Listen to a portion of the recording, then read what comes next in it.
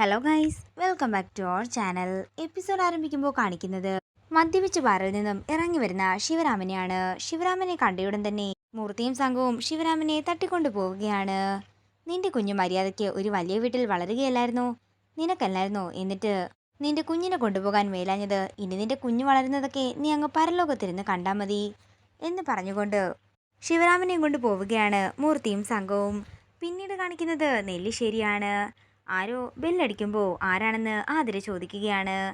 ഇതുവരെ കണ്ടിട്ടില്ലാത്ത ആരോയാണെന്ന് പറഞ്ഞുകൊണ്ട് അർച്ചന കതക് തുറക്കുമ്പോൾ ആതിരയും അർച്ചനയോടൊപ്പം പുറത്തേക്കിറങ്ങി ചെല്ലുന്നു. എൻ്റെ പേര് രാമകൃഷ്ണൻ, ഞാൻ പോലീസാണ്. ഈ ശിവരാമൻ എന്ന് പറയുന്നത് ആരാണെന്ന് പോലീസുകാരൻ ചോദിക്കുമ്പോൾ ആതിര പറയുകയാണ്, അതിവിടുത്തെ ഡ്രൈവറാണ്. അയാൾക്ക് ഇന്നലെ രാത്രി ഒരു ആക്സിഡന്റ് സംഭവിച്ചിട്ടുണ്ട്. മദ്യപിച്ച് വരുന്ന വഴിയായിരുന്നു നടന്നത്. ഒരു ഓട്ടോക്കാരനാണ് ഹോസ്പിറ്റലിലേക്ക് ആക്കിയത്. പക്ഷെ അത് കണ്ടിട്ട് ഒരു കൊലപാതക ശ്രമമായിട്ടാണ് ഞങ്ങൾക്ക് തോന്നിയത്. അയാൾക്ക് ബോധം വന്നപ്പോൾ ആദ്യം പറഞ്ഞത് നെല്ലിശ്ശേരിയിലെ അർച്ചനയെ കാണണമെന്നാണ്.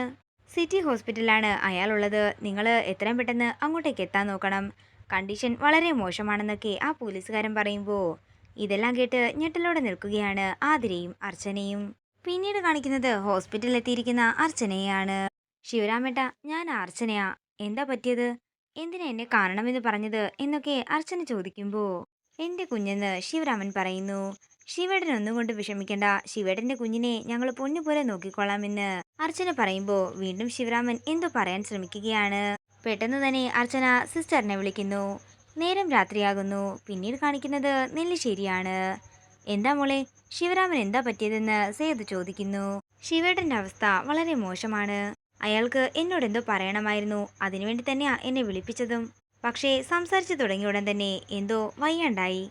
നമുക്ക് ശിവേട്ടന് വേണ്ടി എന്തെങ്കിലും ചെയ്യണമെന്ന് അർച്ചന പറയുമ്പോൾ വേണ്ടതെല്ലാം ചെയ്യാമെന്നും എന്താണെങ്കിലും ഞാൻ പോലീസ് സ്റ്റേഷനിലേക്കൊന്ന് വിളിച്ചു നോക്കട്ടെ എന്നും സേതു പറയുന്നു. എന്നാലും ആരായിരിക്കും അയാൾ എത്ര ക്രൂരമായി ഉപദ്രവിക്കാൻ ശ്രമിച്ചതെന്ന് സേതു സച്ചിയോട് ചോദിക്കുകയാണ്. എന്താണെങ്കിലും ഞാൻ നാളെ രാവിലെ ഹോസ്പിറ്റലിലേക്ക് പോകാമെന്ന് അർച്ചനയും പറയുന്നു. നേരം പുലർച്ചെയാകുന്നു. പിന്നീട് കാണിക്കുന്നത് അർച്ചന ഹോസ്പിറ്റലിൽ എത്തിയിരിക്കുന്നതാണ്. ശിവരാമന്റെ മുറി തുറക്കാൻ അർച്ചന ശ്രമിക്കുമ്പോൾ അത് ലോക്കായിരുന്നു.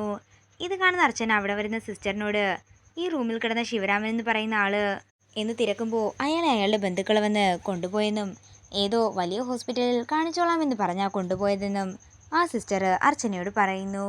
അങ്ങനെ ശിവരാമേട്ടന് അധികം ബന്ധുക്കളൊന്നുമില്ലെന്ന് അർച്ചന പറയുമ്പോൾ നിങ്ങൾക്ക് എന്തെങ്കിലും സംശയമുണ്ടെങ്കിൽ പോലീസ് സ്റ്റേഷനിൽ അറിയിക്കാൻ പറഞ്ഞുകൊണ്ട് ആ സിസ്റ്റർ അവിടെ നിന്ന് പോകുന്നു.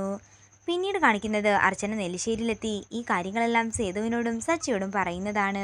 അച്ഛാ, നമുക്ക് എന്തെങ്കിലും ചെയ്യണമെന്ന് അർച്ചന പറയുമ്പോൾ പോലീസ് സ്റ്റേഷനിൽ അറിയിക്കാം, അല്ലാതെ ഒന്നും തന്നെ നമ്മളെ കൊണ്ട് ചെയ്യാൻ സാധിക്കില്ലെന്ന് സേതുമാധവൻ പറയുന്നു. അങ്ങനെ പറ്റില്ല അച്ഛാ, അയാൾ ഇവിടെ വന്ന് ആതിരയുടെ കുഞ്ഞിനെ എടുത്തുകൊണ്ടുപോകാൻ ശ്രമിച്ചതിൽ പിന്നെയാണ് ഇങ്ങനെയൊക്കെ ഉണ്ടായത്. അതുകൊണ്ട് തന്നെ അന്വേഷണങ്ങളെല്ലാം ആരംഭിക്കുമ്പോൾ ചിലപ്പോൾ അതെല്ലാം വിരൽ ചൂണ്ടുന്നത് നമ്മുടെ നേർക്കായിരിക്കും. അച്ഛാ, പണം എത്ര ചിലവായാലും വേണ്ടില്ല, ശിവേട്ടന് എന്താ പറ്റിയതെന്ന് നമുക്ക് അന്വേഷിക്കണം. മോള് പറയുന്നതൊക്കെ കേട്ടിട്ട് എനിക്കും പേടി തോന്നുന്നുണ്ടെന്ന് സേതുവും പറയുന്നു. എൻ്റെ ഊഹം ശരിയാണെങ്കിൽ ഇതിന് പിന്നിൽ എന്തോ വലിയൊരു ഗൂഢാലോചന തന്നെയുണ്ട്. അവരുടെ ലക്ഷ്യം ശിവേട്ടനല്ല, നമ്മൾ തന്നെയാണ്. പിന്നീട് കാണിക്കുന്നത് നെല്ലിശ്ശേരിയാണ്. അവന്തികയുടെ ഫോണിലേക്ക് മൂർത്തി വിളിക്കുന്നു. ശിവരാമനെ ഇങ്ങനെ വെച്ചുകൊണ്ടിരിക്കാൻ പറ്റില്ലെന്നും എത്രയും പെട്ടെന്ന് എന്തെങ്കിലും തീരുമാനമെടുക്കണമെന്നും മൂർത്തി പറയുമ്പോൾ ഞാൻ എങ്ങനെയെങ്കിലും ഇന്ന് തന്നെ എത്താമെന്ന് പറഞ്ഞ് അവന്തിക കോള് കട്ട് ചെയ്യുകയാണ്. തുടർന്ന് താഴേക്ക് ഇറങ്ങി ചെല്ലുന്ന അവന്തികയോട് എവിടേക്ക് പോകുന്നെന്ന് സേതു ചോദിക്കുമ്പോൾ അത് പിന്നെ കുടുംബക്ഷേത്രത്തിൽ ഒരു വഴിപാടുണ്ടെന്നും അതിന് പോകണമെന്നും പറഞ്ഞുകൊണ്ട് അവന്തിക അവിടെ നിന്ന് പോകുന്നു. അപ്പോഴാണ് താഴേക്ക് അനഘയും അർച്ചനയും കൂടി വരുന്നത്. അല്ല അങ്കിൾ, ചേച്ചി എവിടെ പോയെന്ന് അനഘ ചോദിക്കുമ്പോൾ കുടുംബക്ഷേത്രത്തിൽ എന്തോ വഴിപാടുണ്ടെന്ന് പറഞ്ഞു പോയതാണെന്ന് സേതു പറയുകയാണ്. ഏത് വഴിപാട്? എന്നിട്ട് എന്നോടൊന്നും പറഞ്ഞില്ലല്ലോ എന്ന് അനഘയും പറയുന്നു. അത് പറഞ്ഞപ്പോഴാണ് മോളെ ഓർത്തത്. അർച്ചനെ, നീ നാളെ നമ്മുടെ സ്നേഹയും കൂട്ടിക്കൊണ്ട് കുടുംബക്ഷേത്രത്തിൽ നിന്ന് പോകണം. അവൾക്കും എന്തൊക്കെയോ വഴിപാടുകൾ ഉണ്ടെന്നാ പറഞ്ഞത്. അതിനെന്താച്ചാ ഞാൻ കൊണ്ടുപോയിക്കൊള്ളാമെന്ന് അർച്ചനയും പറയുന്നു. പിന്നീട് കാണിക്കുന്നത് ഒരു തടിമില്ലിൽ കിടത്തിയിരിക്കുന്ന ശിവരാമനെയാണ്. അതേസമയം അവന്തികയും അങ്ങോട്ടേക്ക് ചെല്ലുന്നു. ശിവരാമൻ എന്നോട് പറയാനുള്ളതെല്ലാം പറഞ്ഞപ്പോൾ എനിക്ക് പറയാനുള്ളതും ഞാൻ പറഞ്ഞതല്ലേ. ശിവരാമൻ എനിക്ക് വല്ലാതങ്ങ് ബുദ്ധിമുട്ടുണ്ടാക്കുന്നുണ്ടായിരുന്നു. അതുകൊണ്ട് ശിവരാമനെ ഞാൻ മറ്റൊരു ലോകത്തേക്ക് അയക്കാം, അങ്ങ് പരലോകത്തേക്ക് തന്നെ. അപ്പോൾ ഇത് നമ്മുടെ അവസാനത്തെ കൂടിക്കാഴ്ചയാണ്. അപ്പോൾ ശുഭയാത്രയെന്ന് അവന്തിക പറയുമ്പോൾ തീർത്തേക്കാനല്ലേ എന്ന് മൂർത്തി ചോദിക്കുന്നു. അതെ, അയാളെ കൊന്നിട്ട് ബോഡി അങ്ങ് കത്തിച്ചു കളഞ്ഞേക്കണം, ചാരം പോലും ആർക്കും കിട്ടാൻ പാടില്ലെന്ന് അവന്തിക പറയുന്നു. അവന്തിക ധൈര്യമായിട്ട് പൊക്കോ, ഇനി ഇയാളെ കൊണ്ട് ഒരു ശല്യവും അവന്തികയ്ക്കുണ്ടാകില്ലെന്ന് മൂർത്തി പറയുന്നു. ഇത് കേൾക്കുന്ന അവന്തിക ചിരിച്ചുകൊണ്ട് അവിടെ നിന്ന് പോവുകയാണ്. ഇതോടുകൂടി ഇന്നത്തെ എപ്പിസോഡ് ഇവിടെ തീരുകയാണ്.